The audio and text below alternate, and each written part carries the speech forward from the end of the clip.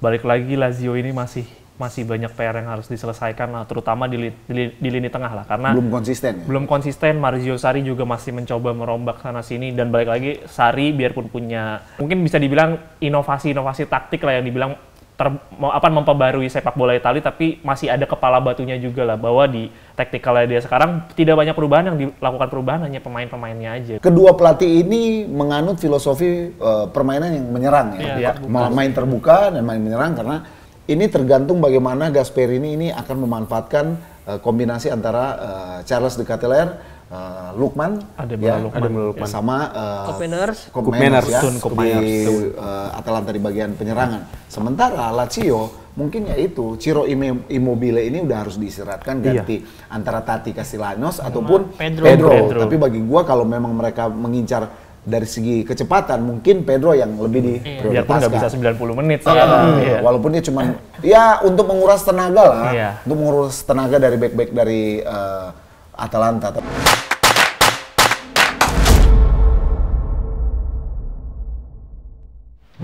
Hai, halo tifosi, welcome to Pinball. Opini football bersama saya tentunya dengan Bang Botak di sini. Di Pinball kita akan membahas tentang persepak bolaan dunia, terkhusus Serie A, the beauty of Serie A. Nah, di episode kali ini kita akan membahas prediksi pertandingan Giornata ke-8 yang akan berlangsung nanti malam. Nah, gua tentunya ya seperti biasa nggak sendiri, gua bareng-bareng dengan narasumber yang memang ahli ya. Mereka bukan cuma ahli di bidang pembahasan tentang bola, mereka juga ahli di pinjol. Ya, kita sambut satu persatu. Di sini kita udah berkumpul semuanya. Ada dari Reza, Milanisti non member. Oke, dari Rangga dari Napoli yang kumisnya udah nggak setengah, aman sekarang. Mantap ya, udah kumisnya udah baru ya. Udah baru sih. Saya Aldi, Intristi minim literasi. Mengakui. Embrace. Terakhir Ya, dan tentunya gua pada episode kali ini menjadi fansnya Laziale ya, karena gue juga kasihan ya. Ini fans Lazio ini seperti anak tiri ya di Pinball ini nggak diwakili. Nah, sekarang saya mewakili ya, puas ya kalian ya. Nah, kita tidak akan perlu berlama-lama karena ini Giornata ke-8 ini banyak partai-partai menarik yang akan tersaji ya. Dan partai perdana yang akan kita bahas tentunya yang akan berlangsung nanti malam ya, yaitu derby Kota Turin, Kota Torino antara Juventus La Spezia Signora berhadapan dengan si Banteng Torino. Dari Rangga.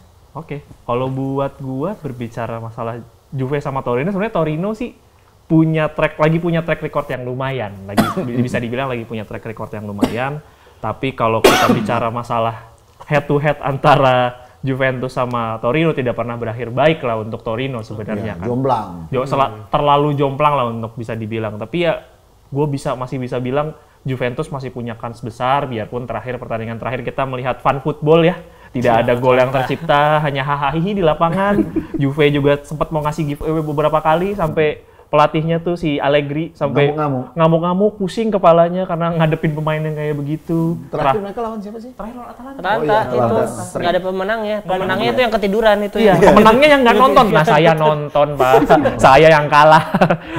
Jadi buat gue sih harusnya ini masih jadi kemenangan mudah buat Juventus sih buat gue. Apalagi kayaknya dengan taktikal baru nih Chiesa dieksploitasi untuk lebih jadi sebagai second striker gitu dibandingkan sebagai pemain sayap gitu.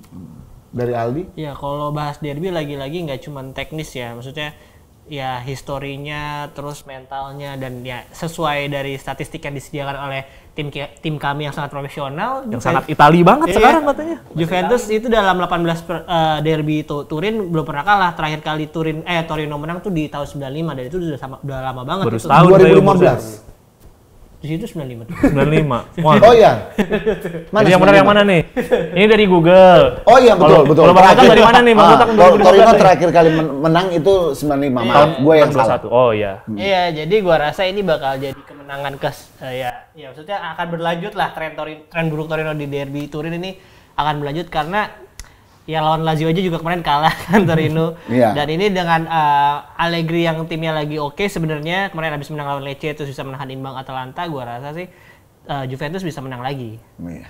Sangat terbuka ya peluangnya. Dari Reza mungkin ada tambahan, kalau nggak ada tambahan lu pulang aja. Iya. Ada bang. Saya ini mau menyampaikan pesan-pesan dari teman saya yang Juventini. Sang duta kagetan.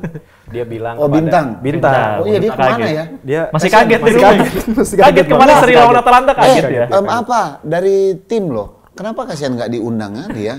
Kenapa ratingnya nggak naik ya? Padahal pecinta bintang udah banyak loh. Nggak bercanda. Ya, Bintang, pokoknya kalau nanti diundang, usahakan udah jadi bulan. Ya, kita undang kalau Juve kalah lagi. Kalau spesialis juga kalah ya. Ya kita berdoa aja semoga Torino menang ya, biar Bintang masuk ke frame. Ya lanjut ya. Lu dititip pesan apa? Ada surat wasiat? Enggak, dia pokoknya dia terkejut. Kemarin Atalanta tisu bang, lu ngeces.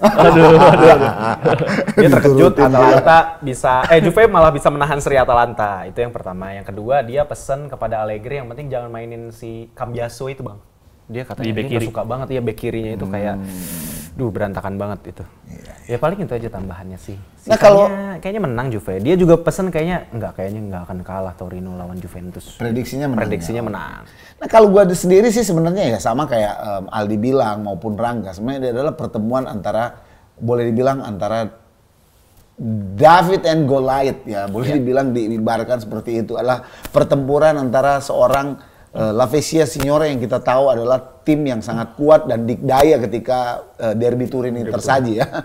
Torino ini ya mungkin kita angkat sedikit cerita dari Torino adalah kenangan masa lalu kejayaannya mereka ya. Sebelum terjadi kecelakaan pesawat pada saat itu dan pemain-pemain inti mereka itu hampir semua itu meninggal dunia kan. Betul. Nah, pada saat itu Torino lah yang menguasai Serie A. Betul. Pada saat itu ya karena bahkan di Eropa juga Iya, dan Eropa dan mereka juga waktu itu pemain-pemainnya yang menguasai tim nasional. Nah, tapi setelah dari tahun 90-an sampai sekarang ya kuda zebra lah yang berjaya. Juventus kalau gua bilang nggak ada yang menarik ini mau dibilang Juventus. Gua memprediksikan kemarin seharusnya Juventus ini bisa memberikan kejutan buat perebutan Scudetto ya. Tapi waktu gua nonton Juve lawan Atalanta, Bang, gua mendingan nonton Persija Bang.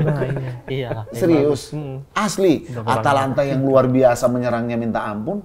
Juventus yang bermain, ya inilah gua bilang Allegri, ini pelatih Italia yang tersedia di Liga Italia sekarang yang inovasinya bagus-bagus itu udah sangat sedikit ya. Allegri, Mourinho ini tipikal pelatih yang hampir sama. Aduh, tapi ya mau gimana lagi ya? Untuk fans-fans Juventus jangan no hard feeling ya. Mungkin kalian juga sebenarnya udah jenuh juga, udah bosen juga dengan permainan yang diterapkan oleh Allegri Ball ya. Cuma ADT yang memuja Allegri ya. Selebihnya dari itu sebenarnya sudah menghujat Allegri karena ya Allegri ini tidak memberikan dampak yang sangat bagus. Sebenarnya komposisi pemain Juventus ini nggak jelek-jelek amat. Sangat bagus. Ada Vlahovic, ada Chiesa, baru ada Pogba, baru mereka juga ada Locatelli. Ya Pogba lagi rehat dulu. Oh Pogba ya, rehat dulu 2 tahun. Baru mereka punya siapa? Philip Kostic. Ya. Nah, mungkin kekurangannya. Waktu lawan Atalanta, akhirnya boleh terlihat di situ ini Gatti ini agak jeleknya. Iya betul. Iya kan? Beberapa kali itu dieksploitasi oleh si Lukman. Aduh. Tapi ya udahlah. Nah, semoga hasil yang menarik akan tersaji. Bagi gua juga ya, nggak akan sulit kok Juventus akan menang ini ya. Prediksinya berapa? Imbang sih, 1-1 ya. 1-0. 2-0 buat Juventus. Ya, 2-1 gua.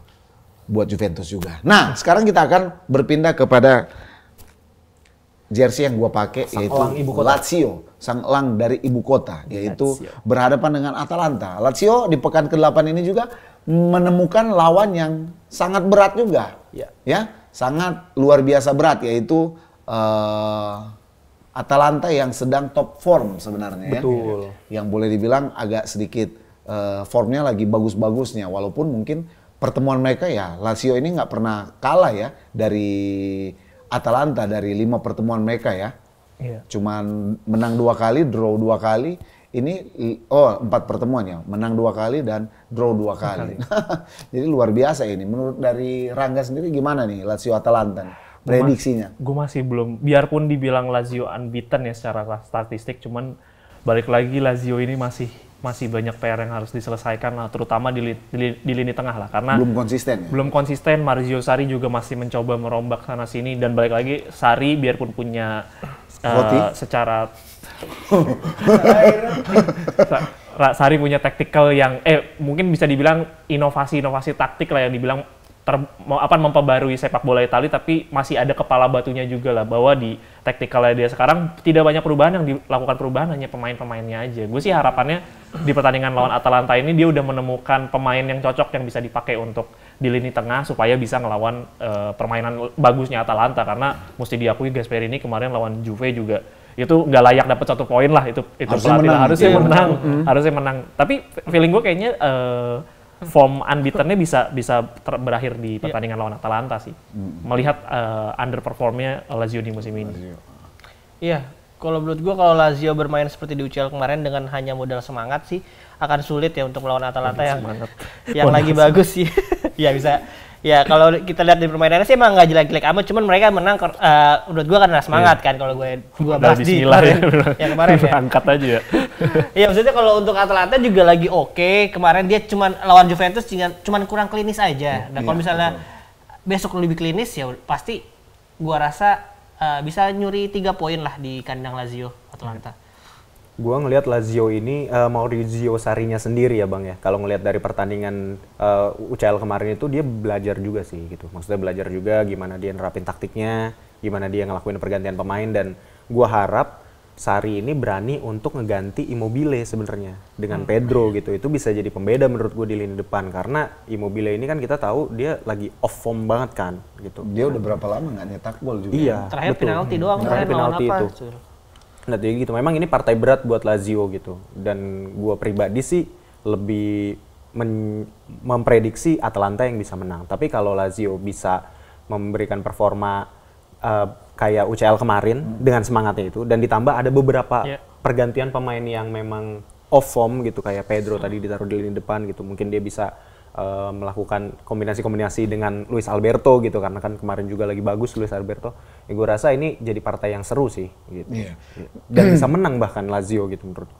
Nah, gue memang juga setuju ya dengan pendapat Reza bahwa sebenarnya ini partai yang bisa menyajikan tontonan yang sangat menarik, karena kedua pelatih ini menganut filosofi permainan yang menyerang ya. Main terbuka dan main menyerang, karena sudah terbukti juga waktu Lazio walaupun dia kalah lawan Milan, Lazio juga bukan berarti tanpa perlawanan ya. Nah, ini bagi gue pribadi, dan gue pengen revisi, ternyata Atalanta terakhir kali menang mengalahkan Lazio itu adalah di bulan Februari. Yaitu lewat gol dari Davide Zappacosta dan Rasmus Højlund yang udah pindah ke MU. Nah, bagi gue pribadi ini tergantung bagaimana Gasperini ini akan memanfaatkan kombinasi antara Charles de Ketelaere, Lukman, Lukman sama Kopeners ya, di Atalanta di bagian penyerangan. Sementara Lazio mungkin yaitu Ciro Immobile ini udah harus diistirahatkan, ganti antara Tati Castellanos ataupun Pedro. Tapi bagi gua kalau memang mereka mengincar dari segi kecepatan, mungkin Pedro yang lebih diprioritaskan. Biarpun nggak bisa 90 menit sih. Walaupun dia cuman untuk menguras tenaga lah, untuk menguras tenaga dari back-back dari Atalanta. Tapi bagi gue pribadi memprediksikan partai Lazio Atalanta ini akan sangat menarik. Setuju. Draw bagi gue, 2-2 sih. Ada gol tapi Bang. Ada gol 2-2 dari Aldi. 0-2 untuk Atalanta. Sama, saya 0-2. 1-1. Oke, berarti kita draw, mereka 0-2. Oke. Nah, sekarang kita akan berlanjut ke partai selanjutnya, yaitu Cagliari akan berhadapan dengan AS Roma. Cagliari yang lagi hancur lebur, yang lagi berantakannya minta ampun, akan berhadapan dengan AS Roma yang pekan ke-7 kemarin berhasil memetik 2 poin ya, mengalahkan Frosinone kan. Betul. Nah, ini akan menjadi pertandingan yang sebenarnya sangat gampang sebenarnya buat Roma. Nah, nggak tahu ya dari pandangan Aldi sendiri gimana nih? Kalau lihat dari performanya Roma kemarin sih, dengan ketambahan Lukaku lawan back Cagliari, kan Inter udah ketemu Cagliari kemarin kan ya. Gua rasa sih Lukaku bisa jadi pembeda di laga besok sih. Untuk saat ini memang nggak banyak defender Serie A yang bisa jaga Lukaku ya, asal distribusi bolanya bagus ke Lukaku, atau nanti ada second option dari Dybala dan Pellegrini sih, gue rasa Roma bisa menang sih. Gue rasa sih 1 gol lah, 1 gol lah.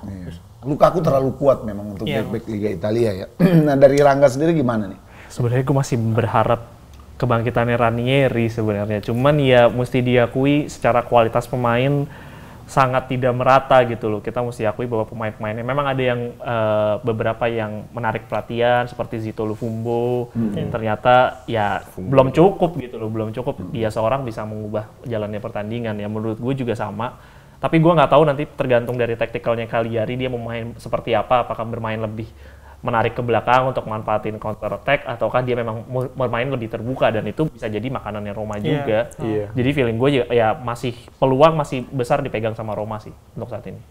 Gue pun sama Rangga, gue sama-sama ngefans juga sama Ranieri sebetulnya, tapi kalau ngelihat dari formnya Cagliari belakangan dan Roma juga kemarin mainnya bagus lawan Frosinone dan penerapan taktiknya Mourinho itu juga cukup bisa dijalankan oleh pemain-pemain Roma.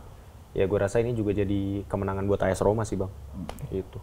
Nah, kalau gue pribadi sih sebenarnya mungkin yang gue pengen lebih fokus melihat bahwa konsistensi seorang kapten daripada AS Roma yaitu Lorenzo Pellegrini ya. Karena dia boleh dibilang ini pemain yang underrated, boleh dibilang underrated. Kadang suka top formnya luar biasa, tapi tiba-tiba flopnya juga luar biasa. Kadang ya itu sisi egoisnya ini luar biasa. Kadang sebenarnya dia mempunyai kesempatan chance untuk dia memberikan umpan ataupun suplai bola yang bisa memberikan hasil yang bagus buat Roma, tapi kadang ya dia maruk sendiri sih. Bagi gua secara permainan Cagliari bukanlah lawan yang sepadan buat Roma, tapi sekali lagi ini adalah Serie A yang bisa menghadirkan kejutan yang luar biasa. Ya mungkin kita memprediksikan Roma bisa dikdaya, tapi ya kita tahu sendiri Roma ini juga lagi inkonsisten. Betul. Setuju. Bisa saja Cagliari bisa memberikan kejutan, tapi ya nanti hasil akhirnya akan menentukan. Kalau gue pribadi sih memprediksikan abu-abu. Roma bisa menang, tapi Cagliari juga bisa mengejutkan ya. Nah kita akan melihat nantinya. Nah sekarang kita akan lanjut kepada Aus. Lanjut kepada Aus. Aus, hati-hati. Tadi dia koprol kan, episode kemarin. Hati-hati dia. Astagfirullah. Green screen man, gokil. Gue nggak expect. Gue kaget beneran bang, gue kaget. Ini nggak kelihatan nih. Gue nggak expect dia ngesot. Gue ngeri kena apa gitu kan. Aduh. Asli dah bener dah. Siap ini bang. Amat nyari duit ya mas ya. Ya Allah mas. Nggak apa-apa. I like it. Bahkan gue cuma bilang bahwa segala sesuatu yang lu berikan 100% itu akan berbuah 1000%. Tos dulu. Terlalu motivasi. Padahal lu cuma gimmick doang gitu. Terlalu motivasi. Kacau. Ini minuman yang diantarkan oleh Hulk Bibit. Forza Serie A. Forza Pinball. Bentar bang, bau sebeneran bang. Enak kan? Aduh, ada lumutnya nih. Minum yang segar-segar enaknya ngapain bang buat kita? Waduh, pancing. Habis minum yang segar, sekarang kita hirup yang segar, kita isep yang segar. Oh ya ada. Buat para supporter, buat para tifosi ya, buat kalian semua yang suka ngepot ya, ingat suka ngepot, yang suka vape ya. Di sini ini ada loh liquid yang sangat bagus sekali, sangat fenomenal di tahun 2023 yaitu namanya BV Ice. BV Ice ya, punyanya artis Baby Faye. Kalian mungkin tahu ya, kalian boleh cari tahu itu Baby Faye ya. Ini ada 5 varian rasa. Rasanya apa aja? Ada rasa sayang, rasa rindu atau ini rasa... yang saya minum yang saya isap nih strawberry ice. Oh, strawberry ice. Mantap banget. Bubble gum apa cuma strawberry ice? Yang saya sukanya strawberry ice. Oh, kamu suka yang dingin-dingin. Iya, dingin. Apalagi kenapa hubungan Anda sudah dingin dengan pacar Anda? Waduh. Saya rindu kehangatan dapat yang dingin-dingin soalnya. Oh, begitu ya. Aduh. Nah, Anda tidak ya. Waduh, tidak deh. Nah, ini kalau saya ini yang saya isap ya seperti biasa. Kemarin saya mango, sekarang saya isap yang leci. Karena ini leci ini dia aromanya ini agak sedikit classy dan sangat-sangat enak gitu loh. Ketika kita isap nih, rambut langsung numbuh tinggal. Langsung numbuh, cepet ya. Jadi dia ada 5 varian rasa, strawberry ice, mango ice, lychee ice, grape ice ya. Udahlah grape, anggur. Sama strawberry bubblegum ice ya. Jadi buat kalian yang para rambutnya udah rontok, isaplah lychee ice ya. Sekali isap 3 rambut numbuh. Enggak, bercanda. Jadi buat kalian semua yang mau, ya silakan aja ke vape store terdekat karena di situ sudah tersedia ya produk ini ya. Atau bisa cek di Instagramnya ya. Nah, kita belum selesai baca, jangan lu ganti. Instagramnya @bv.idn. Nah, sekarang guys, kita akan bahas partai yang sangat menarik. Ini boleh dibilang grande partita. Ini grande partita ya. 2 tim yang sedang naik daun, satu yang lagi sedang panas-panasnya, yaitu Fiorentina dan Napoli yang 2 pertandingan justru menang di saat lagi diterpa isu yang tidak manis, tapi justru memetik hasil yang manis. 10 kali golin, 4 kali kebobolan. Iya, betul. Napoli versus Fiorentina di pekan ke-8. Kita langsung kepada anaknya dari Aurelio. Bukan. Siapa? Lavezzi. Oh iya, Lavezzi. Anaknya Lavezzi. Lega Calcio. Tapi nggak tahu, ini istri keberapanya Lavezzi? Waduh. Saya istri pertama sebenarnya, cuma nggak diakui. Kalau melihat dari statistik ya udahlah, Napoli memang masih diuntungkan dengan berbicara statistik karena memang sepertinya entah kenapa kalau ketika lawan Fiorentina tuh ada semangat lain lah, karena menangnya biasanya tuh kayak 3-2, 2-1, jadi penuh dengan perlawanan gitu. Biarpun di 2 pertandingan terakhir seingat gue itu 1-0 dan 0-0, agak sedikit anyep lah. Tapi mesti diwaspadai Fiorentina akhir-akhir ini pertandingannya juga lagi top form juga, secara gol scoringnya juga cukup tinggi, nggak kalah Napoli di 3 pertandingan terakhir. Jadi buat gue sih malah gue agak ragu Napoli bisa petik 3 poin justru di sini, biarpun mainnya di kandang. Justru kayaknya Napoli di kandang di musim ini hasilnya tuh lagi jelek-jelek. Lawan Lazio kalah, lawan Bologna seri, lawan Madrid kalah. Jadi ya ngelihat statistik itu gue jadi agak ragu Napoli bisa petik 3 poin sih. Kayaknya sih kemungkinan besar bakal jadi petik mangga. Waduh, astagfirullah, tahu lagi saya. Aduh, saya nggak mau ngomong lagi. Udah pokoknya intinya kemungkinan besar 1 poin. Kemungkinan besar skornya 1-1 dan Osimhen pasti golin. Ditanggepin lagi. Ditanggep, iya. Langsung dapat bayangan dia. Napoli Fiorentina. Berarti sering dia. Parah. Apa ya itu, Mang? Iya, kalau gua sih nggak tahu itu apa. Yang gua tahu tuh mangga itu mango es ini loh. Waduh, selling tuh. Mantap. Ya menurut gua lawan Fiorentina ini nggak mudah lah ya.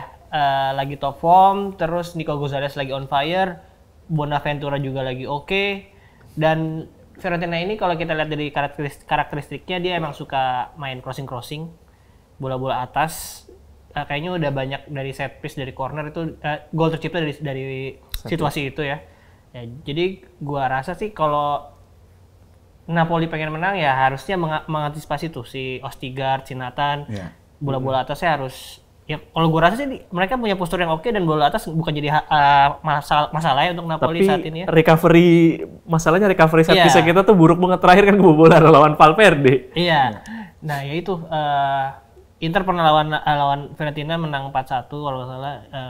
Dia ketika Fiorentina melakukan counter attack benar-benar semuanya gitu. Jadi kalau lu counter attack-nya gagal, lu kosong tuh belakangnya. Kayak gak ada manusia lagi di belakang. Thuram ya, gol pertama Thuram. Iya, betul. Nah, itu jadi gua rasa Napoli dengan kecepatan yang dipunya oleh Osimhen, Politano dan lain bisa melakukan hal yang sama dilakukan oleh Inter juga sih. Jadi gua rasa nggak kalah, cuman bisa seri juga sih. Iya, betul. Kalau menurut gua, Fiorentina ini adalah tim yang berbeda gitu dari musim lalu. Dan performanya juga lagi naik. Dan perlu diingat, Napoli itu kan juga punya masalah di lini tengahnya ya, transisinya itu gitu. Maksudnya si Ostigard juga masih suka kemana-mana gitu. Dan Fiorentina tuh punya serangan dari second line yang bagus gitu di musim ini gitu. Dan di beberapa pertandingan terakhir kan. Nah, terus dia suka kemana Ostigard? Ostigard nggak tahu suka kemana sih. Petik mangga tadi. Lagi loh. Pasti aja. Callback. Nah itulah, Fiorentina punya second line yang bagus, serangannya juga dari situ cukup mengalir. Dan Fiorentina juga musim ini juga punya pertahanan yang bagus tuh. Ada si gue lupa nama backnya yang Martinez Quarta. Itu Quarta. Sorry ya, itu Martinez Quarta itu lagi sama Milenkovic. Iya, Milenkovic. Itu sih jadi gua rasa ini bisa jadi partai di mana Rangga pakai baju ini lagi, pakai daster lagi, Bang. Oh, ganjaran lagi ya? Ganjaran lagi. Gitu, cari cosplay terong. Cosplay terong. Cosplay mangga. Iya. Terus dia masuknya ngesot lagi kayak tadi tuh. Nah, kalau gue pribadi, gue memang boleh mau kasih kredit lebih sedikit ke Vincenzo Italiano ya, pelatihnya daripada Fiorentina. Sebenarnya setelah kekalahan dari Inter, mereka kan kalah Inter kan? Berapa sih? 4-1. Justru di situ kebangkitannya mereka. Dari situ dia mulai grafik naiknya dia. Dan perkembangan dari seorang Nico Gonzalez yang luar biasa setelah dia pakai kostum nomor 10 mungkin ya. Dia menggantikan kostum siapa sih dulu itu dia? Castrovili udah nggak bersinar, udah di Liga Inggris kan? Ganti nomor kayaknya dia. Castrovili. Udah ditransfer. Udah nggak di Fiorentina dia. Ya, baru si Saponara juga kan keluar kan. Nah, sekarang justru Fiorentina ini lebih kolektif kalau menurut gua ya, secara permainan. Bener kata Aldi bilang. Ini mungkin Vincenzo Italiano belajar ketika mereka kalah dari Inter. Betul. Karena waktu lawan Inter ini Fiorentina ini barbarnya minta ampun. Bener. Pioli udah barbar. Vincenzo Italiano lebih barbar. Dua-duanya botak. Lebih barbar, iya. Ya, dua-dua botak. Ngeri banget ya. Waktu lawan Inter itu gua sampai mikir begini, ini Fiorentina ini memang niat mau sedekah poin ya sama Inter ya. Dia nyerangnya minta ampun. Udah gitu makanya Inter ya. Nah, sekarang mereka di 4 pertandingan terakhir atau 3 pertandingan terakhir itu berubah jauh. Backnya mereka itu bagus, koordinasi lapangan tengahnya juga bagus, Mandragora juga bermain sangat bagus, Bonaventura semakin tua semakin matang. Dan ya boleh dibilang bagi gua pribadi ya Napoli harus hati-hati. Betul. Harus hati-hati. Ini Fiorentina bisa sangat membunuh Napoli kalau tidak waspada dan tidak mengantisipasi secara permainan terbukanya Napoli dan Fiorentina. Dan ada perbedaan juga di kualitas kipernya Bang, si kipernya Fiorentina si Terracciano itu lagi bagus banget. Dia lagi top form. Sedangkan Alex Meret lagi tendang Alex 1 golnya 2 gitu. Tendang 1 golnya 2. Seakan-akan gitu. Seakan-akan. Harus diperjelas. Zaman sekarang 2023 harus diperjelas. Iya benar-benar. Ngeri. Kalau nggak jelas ya kan suka basah. Waduh. Nah, sekarang kita akan berlanjut ke Inter versus Bologna. Inter akan berhadapan dengan Bologna. Menurut gue sih, Inter nggak akan menghadapi kesulitan sih sebenarnya ini ya. Ini bisa meraih kemenangan. Bagaimana dengan Anda sendiri, Aldi? Iya, Van Basten. Beda dong. Van Basten dong. Milan Van Basten. Iya dong. Aldi Muller. Iya, kalau dari lihat performanya Bologna musim ini baru kalah sekali ya lawan Milan doang, kalahnya di laga pertama itu juga. Setelah itu lawan tim besar kayak Juventus, lawan Napoli itu seri dua-duanya.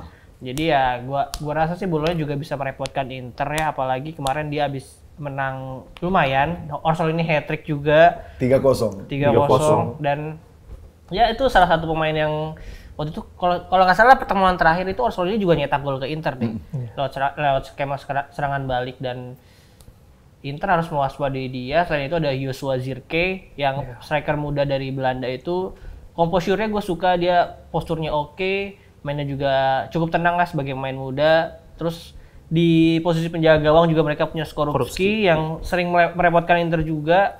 Nama-nama Ski itu emang agak-agak inilah, kalau Dragowski, Skorupski itu susah banget kalau lawan Inter. Iya. Itu jadi gua rasa sih akan jadi partai yang cukup alot juga untuk Inter. Berarti nggak akan meraih kemenangan mudah ya? Menang tapi nggak mudah. Iya, ya mungkin akan sama polanya kayak lawan Salernitana, baru menit ke-60 baru Inter mulai keluar menyerang lebih Spartan lagi, dan ya gol-golnya mungkin di menit-menit segitu juga. Oke. Nah, Rangga. Ini masalahnya salah satu tim yang menyusahkan Napoli kemarin 0-0. Bologna kan? Bologna, salah satu tim dengan yang pertahanan yang paling bagus sebenarnya. Paling bagus dan paling mengesalkan untuk ditonton sebenarnya, karena tidak ada yang menarik dari tacticalnya, manfaatin counter attack, benar-benar fast break banget ke depan, dan memang kualitas korupsi juga mesti diakui, beberapa kali ngelakuin penyelamatan bagus juga. Joshua Zirkzee itu dia pemain Belanda tapi dari Bayern Munchen, dia akademi Bayern Munchen. Betul. Sebenarnya sih baru kelihatan cukup bersinar sih memang di musim lalu, kan waktu itu lawan Napoli sempat 3-2 juga seingat gua. Sempat nyaris kalah, Napoli akhirnya unggul.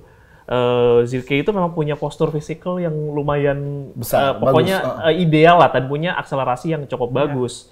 Dan dia didukung sama Orsolini yang kadang bermainnya tuh memang agak lebih dari gelandang serang bisa ke kiri, bisa karena lebih versatile lah pemainnya. Dan ini juga tipikal one man club juga ya Orsolini ya. Iya. Cukup lama juga kan di Bolonya kan. Dia kan dari Juventus. Iya, dari Juventus.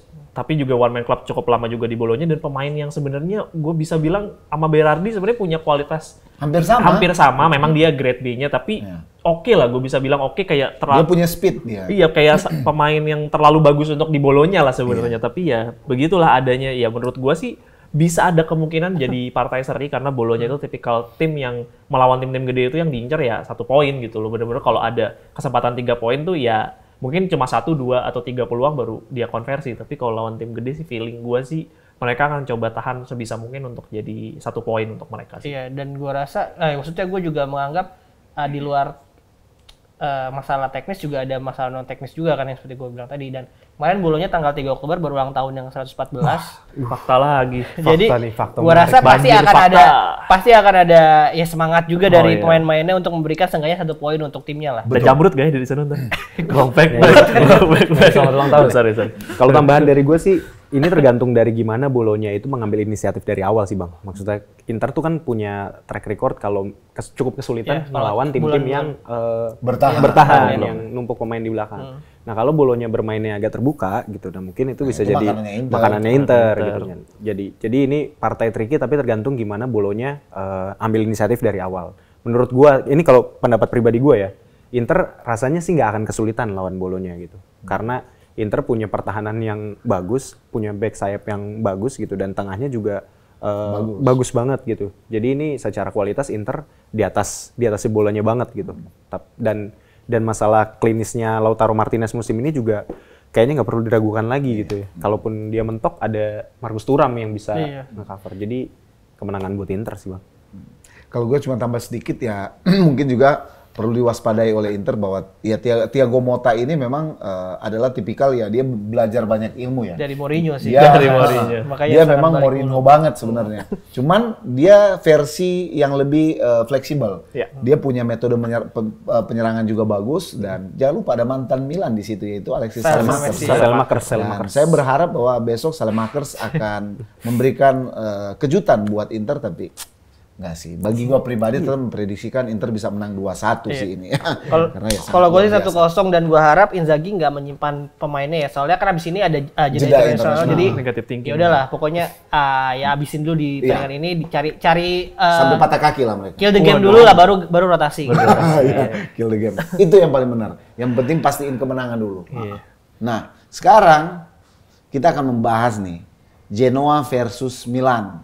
Genoa yang diasuh oleh mantan pemain Milan. Jadi tadi kan kita bahas Inter Bolonya. Ya, mantan pemain Inter. Nah, sekarang Genoa Milan, mantan strikernya Milan di era kejayaan dulu yaitu Alberto Gilardino berhadapan dengan Milan. Nah, kalau gua sendiri pribadi ya, ini sebenarnya bukan partai yang berat buat Milan, tapi bisa menjadi masalah buat Milan. Kalau Pioli datang sedengnya, ya. Dari Reza sendiri dari gua berani aja mainin pemain-pemain kayak Adli gitu, Okafor gitu untuk jadi pembeda gitu kan. Genoa ini juga dari 5 pertandingan dia cuma 1 kali menang, dan itu lawan Roma. Nah itu yang agak ngerinya tuh di situ kalau dari gue pribadi Bang, karena tim gede gitu kan yang dia lawan gitu, AS Roma. Tapi kan Roma kalah dari Milan. Iya benar. Nah tapi berarti kan Roma curut. Kalau itu beda cerita Bang. Nah ini buat gua agak ngeri-ngeri sedap karena ini partai tricky, tapi kalau ngelihat dari track recordnya gimana, dari Genoa juga masih inkonsisten gitu ya untuk dapat kemenangan, ya ini bisa jadi kemenangan buat Milan asalkan Pioli. Ya tadi itu kayak kemarin lawan Dortmund yang gue bilang kan, itu gua nggak expect dia mainin Pobega. Nah sekarang ya udah mainin aja gitu. Toh mainin aja skuad terbaiknya gitu. Berani juga ganti Giroud gitu di depan gitu Bang, itu diganti untuk sama siapa, Noah Okafor dari awal gitu. Atau Luka Jovic lah. Iya, atau cobalah Luka Jovic untuk jadi pendobrak dulu gitu di awal dan pembeda gitu, biar Genoa juga terkejut. Gitu. Agak aneh ya kemarin ngelihat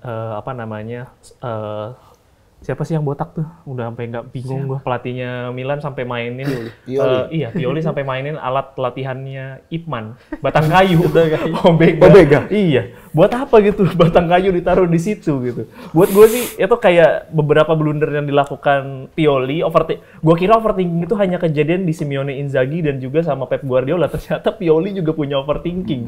Dan menurut gue itu bisa jadi senjata makan tuannya dia kalau dia nggak bisa perbaiki masalah-masalah mentalnya dia, masalah rotasinya dia itu harus diperbaiki. Dan Genoa ini karena Napoli udah sempat lawan Genoa, gue cukup bisa melihat bahwa skema counter attack-nya Genoa itu cukup menakutkan, biarpun cara mereka mempertahankan keunggulan masih buruk lah, bahwa gimana cara mereka mempertahankan dari unggul 2-0 jadi 2-2 kan menurut gua itu sebenarnya red alert juga buat Gilardino, gimana cara mereka melakukan defensive line-nya coba nutup ketika punya keunggulan gol, jangan terlalu asik melakukan counter attack.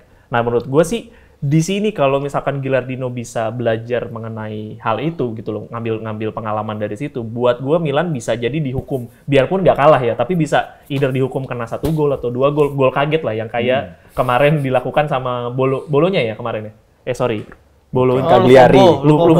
Cagliari. Itu kan Cagliari. Itu kan gol kaget juga kan, bahwa setelah itu Milan langsung bermain jadi lebih bagus. Nah kalau itu bisa dilakukan, menurut gue bukan hal yang susah lah buat Milan buat menang lawan Genoa. Ya. Oke. Dari Aldi mungkin? Iya, walaupun Genoa kemarin menang lawan Roma ya, gue waktu itu juga bilang Roma itu salahnya waktu itu di koordinasi defensifnya yang jelek ya. Genoanya bagus, cuman kalau koordinasinya jelek, ya jadi makanan Genoa juga untuk counter attack-nya.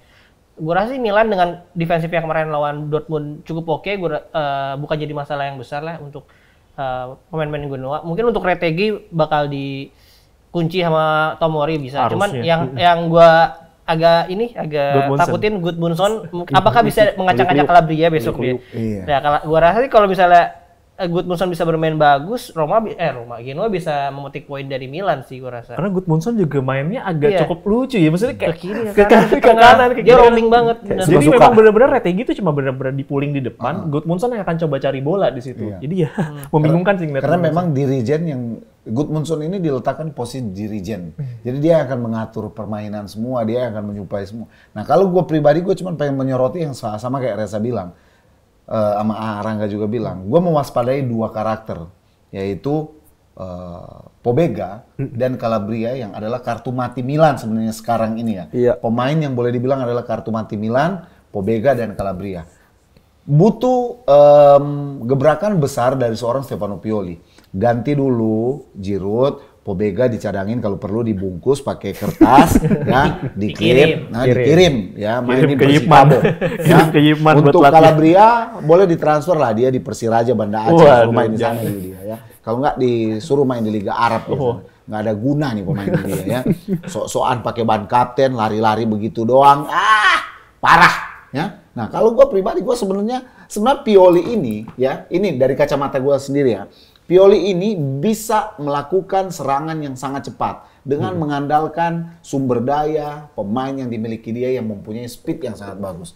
Mainkan Leao, Okafor, Chukwueze, dan Pulisic bersamaan, itu boleh jadi adalah senjata mematikan terbaru dari Pioli. Tetapi kadang Pioli ya, mungkin banyak fans bilang, kalian ini pelatih-pelatih online. Ya iya, kita kan juga nonton, dodol, ya, bukan kagak, ya. Kita nonton, kita menganalisa nih pemain-pemain. Contoh kayak Okafor, 2 kali kesempatan 2 gol.